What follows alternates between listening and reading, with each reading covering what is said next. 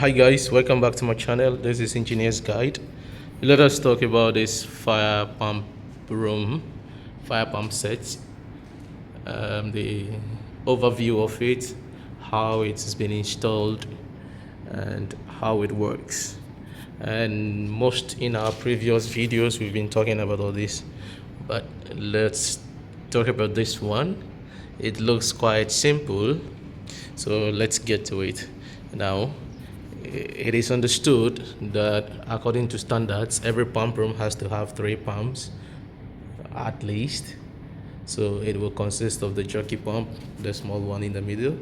We will have the electric fire pump, and we will have the diesel engine, or what we call the standby pumps. All right, and because it's an engine, it deals or goes with a battery set. Then we will have diesel tank also as well. So then the generator is using diesel. All right, that's the fuel that propels it. Okay, and when you come here, these are the controllers that we have. So this one, this is actually the jockey fire pump controller. All right, and we will have, this is the diesel fire pump controller, and the make is NAFFCO. All right, it's made by NAFFCO, the passion to protect. And we have also here the electric controller also as well. All right, so this is the main controllers that we have here, and this here that we have here is the exhaust fan panel. And you can see from the top side here there is this ventilation, which is very important and mandatory. Every fire pump room has to be ventilated, well ventilated. All right, so then it will keep the systems well in active condition. And you could see that here also they've incorporated an AC, split AC there also as well. All right, so let's get to it now. In the fire pump room we will have this. So this is the jockey pump, and the jockey pump, from the suction, you can see something here. To attain a better suction, the suction has to be on a good level, so then you can get good flow on suction. So at least you need to get like +2 for the suction pressure that is coming. All right, and the pumps that we are using here is end suction centrifugal pump. All right, then you can see the motto. The make is national. This is mostly what NAFFCO is using. And this is the jockey pump. So then with the jockey pump, you can see from here up to this part we have check valve here. All right, then between the check valve, as we've been always talking about, between the check valve and the valve, that is where the sensing line has to come. This is the most required. All right, so then every suction has to have a gate valve that can be used to control either close or open, then this valve for the discharge. Okay, so it is really important. Now when you look at the diesel, because it's in front of me, let's talk about that also. So you could see there are 2 pressure gauge, the minus pressure gauge and the positive or the discharge pressure gauge. And from there we have the check valve, and after the check valve we have the gate valve also as well. But you could see that between the check valve and the gate valve is where we have the sensing line also as well. So that is how, and it's individually going to its individual controllers also as well. All right, so this is the fire driver, that is the instruments panel that is being used. So you could see from here that this is the battery one, which has an approximate of 13.5 volts. All right, and this is the voltmeter 2, also has similar, like 13. All right, 13. This is 13.5 like this is 13 plus. All right, so which is good. The batteries that is being supplied here is 12 volts, and it's on charge mostly. You could see from this side, this is the instrument panel. So you would, on the instrument panel, you will also have the oil pressure gauge, and this will only work when the pump is in running condition. And this is the water temperature gauge. It's really important when the engine is hot during running time. You could see that it is increasing, so then this would let you monitor the water in the jackets, the cooling water. All right, whenever it tends to get hotter, so then you will know that there is something that you need to take note of. All right, so this is what indicates what is there. So all these things are being controlled by sensors that is being terminated, or it's being connected to these gauges, so then it can monitor the things that are happening in there. And here what we have is the AdTech RPM, or the tachometer, which records the speed, the revolutions of the engine, the shaft, okay, up to the pump, so how the revolution per minute. So most definitely the pumps that are coming, we have an RPM of 2,900 to 3,000 like this. So definitely you need to have something like that in that sort. And sometimes also you can get like 2,800 plus, right? So it depends on, and this also with the engine, it can be adjusted. So we have speed adjustment also, of which you can adjust it, but it has been given range of which you need to adjust to, and which is really important as well for the use of it. Sometimes people will like to, if they are not getting the flow, they try to increase the speed also as well, so then they could get the required flow that they want. All right, so moving ahead, you could see that there is this fuel intake and fuel outlet that is connected in here. All right, this is what is supplying the fuel. So, and one thing you have to take note is the fuel outlet, it's supposed not to have any valve attached to it. Okay, this is a requirement also as well. The return, you don't need to put any valve on it. All right, so the suction has to have, and this has to be locked mostly, so nobody is going to shut it off, because in case it's being turned off, and there is an emergency, it cannot run. It will run for some time, then when the diesel that is accumulated inside the system gets finished, it will stop. All right, or most times also when the fuel does not reach early, it will just not start at all.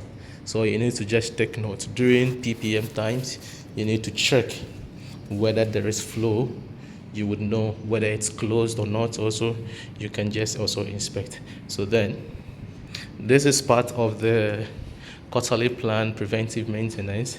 So then when we come, what we're supposed to do is we need to visually check and also try to tighten the parts. Most times the flanges, when even you check, you will see that it's getting loosened. So then we have to be tightening all these things around. All right, then also we will have to check with the diesel engine. We check the coolant, we will check the engine oil also as well, check if it is dirty or it's in good condition. We check the viscosity also as well. Then we try to clean it up as it has been cleaned now. All right, then also we will check also if this cooling line is working. When we run, you will just know there will be water gushing out to the drain point. All right, so this is the pressure gauge also that monitors if there is any flow. You will just know. So before it's not running, so then you would see that it's on 0. All right, so immediately you start the pump, you will see it just being activated also as well. So diesel engine always comes with an exhaust line. An exhaust line has to be cladded, so the finishing of the cladding has to be done so it will look nice. All right, so take note of that. And you could see there is an exit light also there in case of emergency, so you will know. Mostly every fire tank has to have the tank capacity, and this you can see is 1,900 gallons. All right, 1,900 gallons.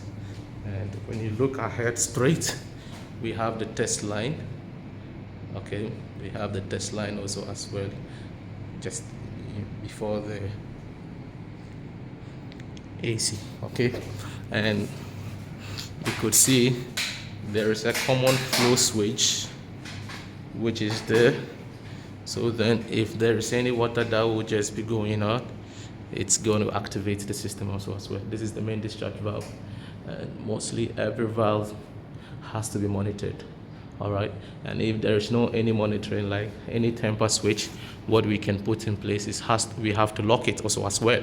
So then locking it, you can just put a chain and what do you call it, a padlock also as well.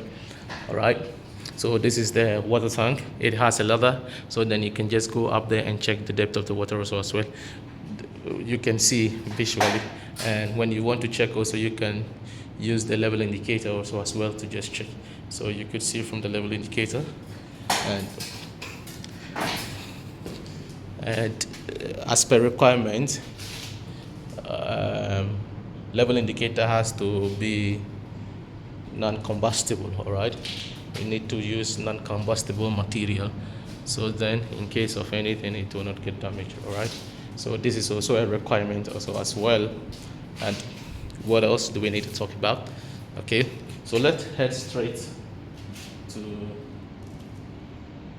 and make sure also as well, this is the water diesel tank with a capacity of 50 gallons. Whenever you come, you need to make sure you check the level also as well. So it has to be full or like 3/4 like that. So you could see this is above the 3/4. So we have more of the diesel inside there, and we have the filling line, we have the return line.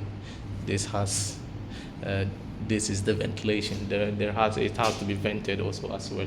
All right, so for a typical diesel engine NAFFCO pump, when you would want to see that it's in normal condition, the AC power would have to be on, the DC power would have to be on, and the auto mode. So like, let's say if I would just put it in off mode now, you would see that the off mode will just go off, and I will try to put it in manual mode.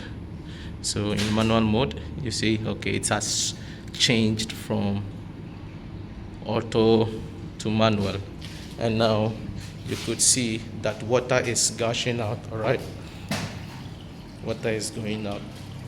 This is really important. The manual mode activates the solenoid, so then allowing water to pass. So if you would want to test that your solenoid is working, you can just put the selector switch in manual mode. All right, then just check. So I will just keep it off, and you hear the sound. So this sound, okay, so you would feel that this is also doing what? Stopping as well. The water is just stopping. Okay, so the system is working correctly. So this is what you have to get, and like that. Okay, we'll just turn it on also as well, and we will make another video on how these systems you can set it up also as well. All right, this is it is 12 volts.